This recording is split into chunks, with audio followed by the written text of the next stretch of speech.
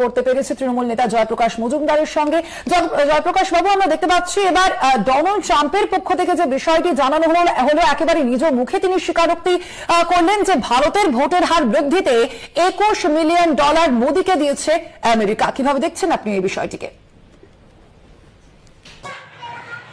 ভারত সরকার এক কথায় নরেন্দ্র দামোদর দাস মোদীর বিরুদ্ধে একটা আন্তর্জাতিক ষড়যন্ত্র চলছে।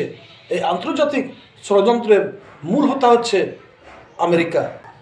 এই আমেরিকার রাষ্ট্রপতি ডোনাল্ড ট্রাম্প একটা কথা মিডিয়ার সামনে প্রকাশ্যে বলেছেন যে ভারতবর্ষে যে প্রধানমন্ত্রী নির্বাচন হলো সে নির্বাচনে বিজেপিকে ভারতকে সহযোগিতা করেছে ভোট বাড়ানোর জন্য।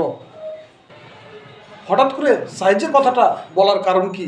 এটা সত্যকে প্রকাশ করা না ষড়যন্ত্রের একটা পদক্ষেপ, প্রথম পদক্ষেপ? এই আন্তর্জাতিক ষড়যন্ত্রের অংশীদার কারা কারা?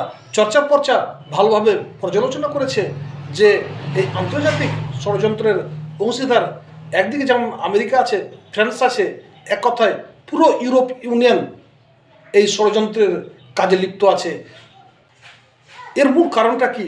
এর মূল কারণটা হচ্ছে এই ভারত যে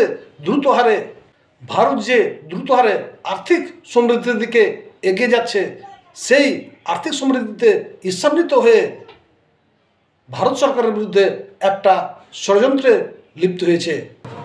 তবে ফ্রান্স, ইউরোপ ইউনিয়ন এবং আমেরিকাকে যে একসূত্রে গাঁথা হয়েছে, যে চক্রান্তের মূল হোতা সে কে? সে হচ্ছে ইলন মাস্ক। আর যা ভারত এবং গোটা বিশ্বের কাছে একটা ভয়ের কারণও বটে।